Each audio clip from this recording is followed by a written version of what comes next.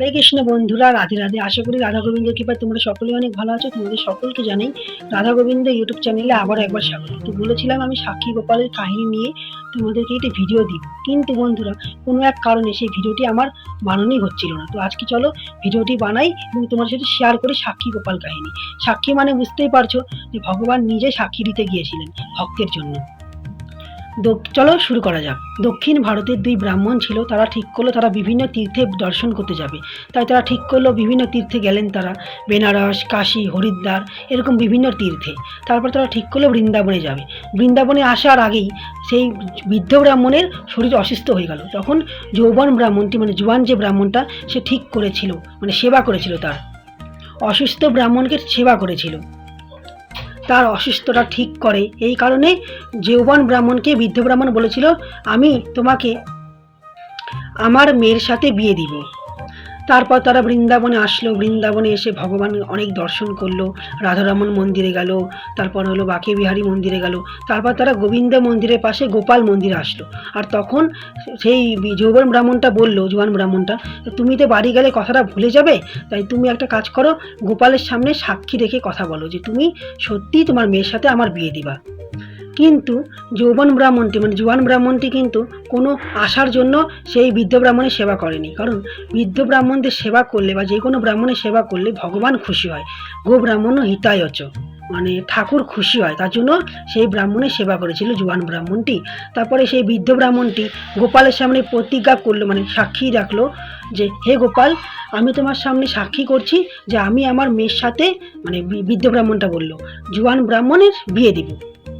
তারপর তারা বৃন্দাবন দর্শন করে যে যার বাড়ি চলে গেল। তখন আর বৃদ্ধ ব্রাহ্মণের কোনো পাত্তা নেই। বৃদ্ধ ব্রাহ্মণ দেখি সারা শব্দ দিচ্ছে না। আর বৃদ্ধ ব্রাহ্মণ বাড়ি গিয়ে সেই কথাগুলো বলছে তার বউকে যে আমি এরকম কথা দিয়েছি। তখন সেই তার মানে বৃদ্ধ ব্রাহ্মণের বউ এবং বৃদ্ধ ব্রাহ্মণের ছেলে বলছে কি, আমার বোনকে আমি বিয়ে দিব ওই মানে এলো ভিখারি সেই ব্রাহ্মণের সাথে, তাও আবার নিচু জাতের ব্রাহ্মণের সাথে, এটা কখনোই না। তখন বৃদ্ধ ব্রাহ্মণটা ফেসে গেছে পুরা, যে কি হবে এখন। হে গোপাল, তুমি রক্ষা করো, তোমাকে আমি সাক্ষী দিয়ে আসছি যে বিয়ে দিব সেই যৌবন ব্রাহ্মণের সাথে। এখন আমার বউ তো বিয়ে দিতে চাচ্ছে না, আমার ভাই ছেলেও বিয়ে দিতে চাচ্ছে না। তারই মধ্যে একদিন জোয়ান ব্রাহ্মণটা কি করলো, তার বাড়িতে আসলো। মানে জোয়ান ব্রাহ্মণটা বৃদ্ধ ব্রাহ্মণের বাড়িতে এসেছিল, আর বৃদ্ধ ব্রাহ্মণের ছেলে লাঠি দিয়ে তাকে তাড়া করেছে। তারপরে তাদের বৃদ্ধ ব্রাহ্মণের যে পাড়ার মোড়ল আছে, মোড়ল পঞ্চায়েত, সেই পঞ্চায়েতের কাছে গেল জোয়ান ব্রাহ্মণটা। জোয়ান ব্রাহ্মণ যাওয়ার পরে বলল যে এরকম এরকম প্রতিজ্ঞা দিয়ে আসছে, এখন সে আর প্রতিজ্ঞাটা মানতেছে না, মানে সাক্ষীটা মানতেছে না, যে গোপালের কাছে প্রতিজ্ঞা করে আসছে যে হলো সে আর হলো বিয়ে দিবে না এখন, এটা বলতেছে। তারপরে পঞ্চায়েত বলে যে হলো একদিন সভা হোক তাহলে। তারপরে সেই কথা অনুযায়ী সব বৃদ্ধ ব্রাহ্মণের বাড়ির সবাই আসে। আর বৃদ্ধ ব্রাহ্মণের যে হলো ছেলে থাকে, ওর বাবাকে কোনো কথাই বলতে দেয় না। বৃদ্ধ ব্রাহ্মণকে বলে কি, বাবাকে হলো ধোতরার গুটা খাইয়ে পাগল বানাই দিছিল, এখন কি না কি বলছে বাবা, সেটা বাবাই জানে। তখন ছেলেটা বলল, বৃদ্ধ ব্রাহ্মণের ছেলেটা, যে না, যে বাবাকে পাগল বানাইছিল। তখন জোয়ান ব্রাহ্মণটা বলল, না না, কোনো পাগল বানায়নি, নিজেই সাক্ষী দিয়েছে, আমার সামনে দিয়েছে।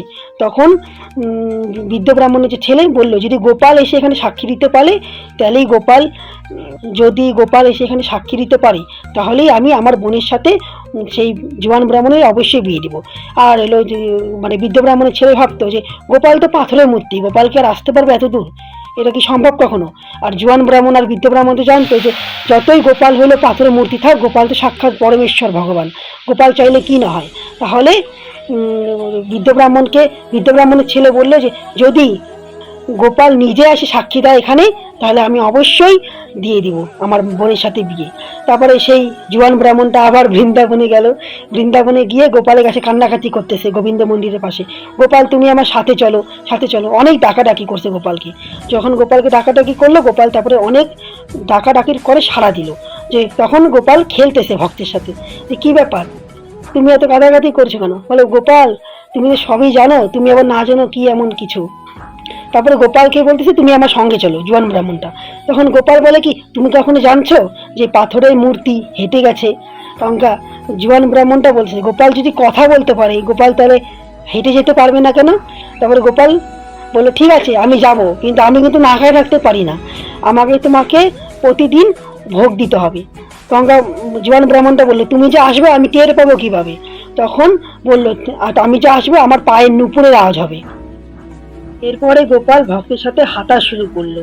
ভক্ত আগে আগে যেত, গোপাল পিছে পিছে নুপুরে আওয়াজ করতে করতে যেত, যাতে ভক্ত টের পায় আমি মানে গোপাল তার পিছে পিছে যাচ্ছে। জুয়ান ব্রাহ্মণ গোপালকে প্রতিদিন একবার করে ভোগ দিত, আবার পিছনের দিকে ঘুরে যেত। এভাবে গোপাল 3 দিন 3 রাত হেঁটেছে ভক্তের জন্য। তারপরে সেখানে গিয়ে পৌঁছায় বৃদ্ধ ব্রাহ্মণের বাড়িতে। তারপরে গোপাল সেখানে গিয়ে একটুকু বিলম্ব করেনি, গিয়ে সঙ্গে সঙ্গে বলছে, হ্যাঁ, এই বৃদ্ধ ব্রাহ্মণ আমার মন্দিরের সামনে দাঁড়িয়ে সাক্ষী দিয়ে এসেছিল বা কথা দিয়ে এসেছিল এই জুয়ান ব্রাহ্মণের সাথে তার হলো মেয়ের বিয়ে দিবে, এখন কথার খিলাপ করছে। তারপরে যেই না শুনলো মানে বৃদ্ধ ব্রাহ্মণের পরিবার যে গোপাল নিজে এসেছে, তখনই ধুমধাম করে গোপালের ভক্ত জুয়ান ব্রাহ্মণের সাথে বৃদ্ধ ব্রাহ্মণের মেয়ের বিয়ে দিয়ে দিল মহা সমারোহে। আর এখন গোপালের মূর্তিটি এখন গোপালের মন্দিরটি রয়েছে হলো পুরীর থেকে 2 কিলোমিটার দূরে সাক্ষী গোপালের ওখানে। এখন জায়গাটার নাম সাক্ষী গোপাল হয়ে গেছে সাক্ষী গোপাল মন্দির। যারা যারা পুরীতে যাবা তারা অবশ্যই সাক্ষী গোপাল মন্দিরে যাবা, কারণ পুরীতে যারা যায় জগন্নাথ মন্দির দর্শন করার পরে যদি সাক্ষী গোপাল মন্দির দর্শন করে বা সাক্ষী গোপাল মন্দির দর্শন করে যদি পুরীর মন্দির জগন্নাথ মন্দির দর্শন করে, তাহলে সেই পুরী ভ্রমণ সম্পূর্ণ হয় বা পুরী দর্শন সম্পূর্ণ হয়। রাধে রাধে বন্ধুরা, ভিডিওটি কেমন লাগলো? অনেক নার্ভাস হয়ে পড়েছি, ক্যামেরার সামনে এত ভালো কথা বলতে পারি না। যদি ভিডিওটি ভালো লাগে লাইক করো, কমেন্ট করো, তোমাদের কি মতামত অবশ্যই জানিও, এবং ভগবানের এরকমই সুন্দর সুন্দর লীলা পেতে সাবস্ক্রাইব করে রেখো। বন্ধুরা, তুমি তো অনেক অনেক সাপোর্ট দেখো, অনেকদিন থেকেই এই চ্যানেলটির মধ্যে আমি ভিডিও দিয়ে যাচ্ছি, কিন্তু আমি সেরকম কোনো লাভ পাচ্ছি না। ভগবান বলেছেন ফলের আশা ত্যাগ করে সেবা কাজ করা উচিত, কিন্তু এই ভিডিওটি করেও আমার কোনো লাভ হচ্ছে না। আমি এমন জায়গায় ফেসে গেছি, না ইউটিউব চ্যানেল থেকে বার হতে পারছি, না ইউটিউব চ্যানেল থেকে ছেড়ে দিতে পারছি। রাধে রাধে বন্ধুরা, অনেক অনেক অনেক ভালো থাকবো।